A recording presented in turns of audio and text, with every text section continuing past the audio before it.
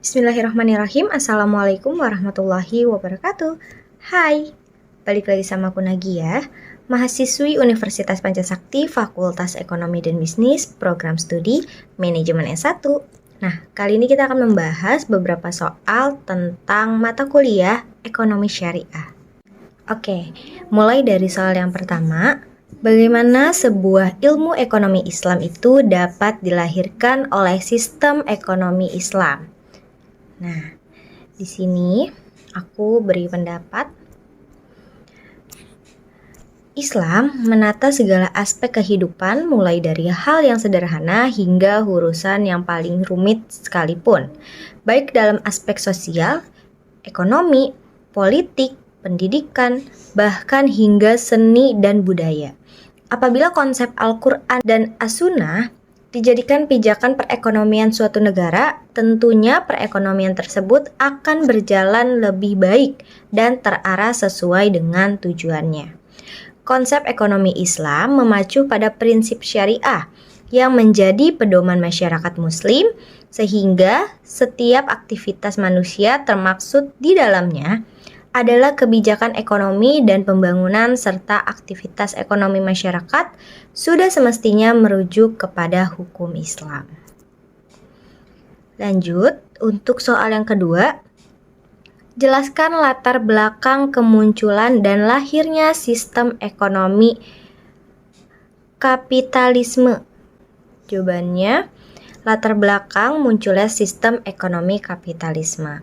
Kapitalisme adalah sistem dan paham ekonomi yang bersumber pada modal pribadi atau modal perusahaan swasta dengan ciri persaingan dan pasar modal di mana pemilik usahanya untuk mendapatkan keuntungan besar-besaran. Nah, kapitalisme muncul di Eropa Barat di akhir abad ke-15, tepatnya pada tahun 1492. Dalam sejarah Eropa, ada dua kejadian sejarah yang merupakan tonggak bagi lahirnya sistem kapitalisme, yaitu yang pertama munculnya buku Adam Smith yang berjudul The Wealth of the Nation.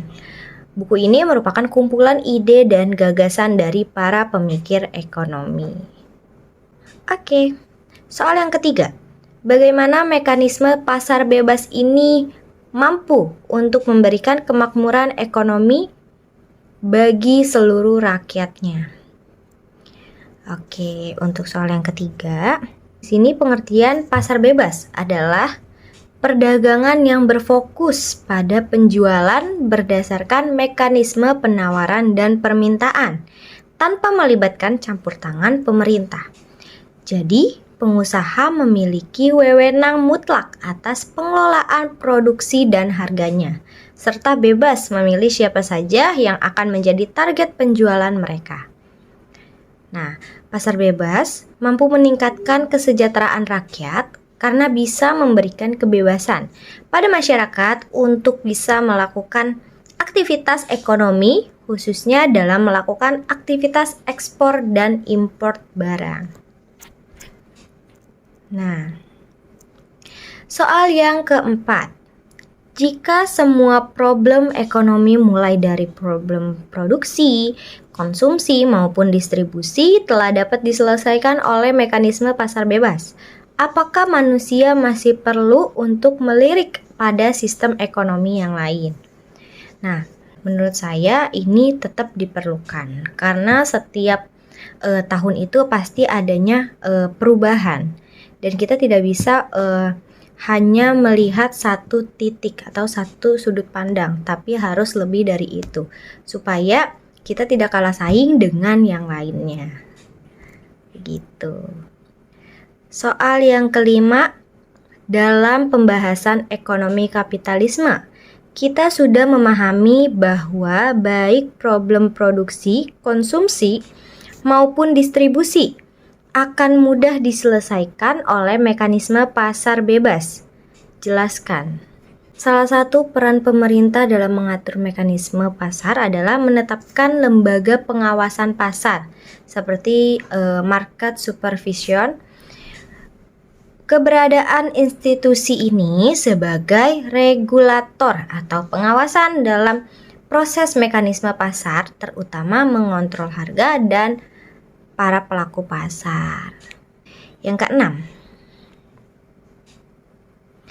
sistem ekonomi Islam diturunkan tidak secara khusus untuk menyelesaikan problem kelangkaan. Problem produksi, solusinya cukup diserahkan pada akal manusia. Menurut pandangan sistem ekonomi Islam, tanpa bantuan dari Islam pun akal manusia dengan sendirinya akan mampu menyelesaikan problem barang dan jasa. Mengapa harus memiliki kesimpulan seperti itu? Perbandingan menyimpulkan bahwa sistem ekonomi Islam mempunyai kelebihan dibandingkan sistem yang lain. Yang pertama, ekonomi Islam bersumberkan dari wahyu, bukan pemikiran manusia. Kedua, peraturan ekonomi Islam sesuai dengan fitrah, bukan nafsu. Ekonomi Islam mempunyai tujuan kebahagiaan dunia dan akhirat. Yang keempat, ekonomi Islam mempunyai prinsip yang sesuai untuk semua keadaan dan sepanjang waktu. Yang kelima, ekonomi Islam menggunakan mode yang dapat menjamin keadilan.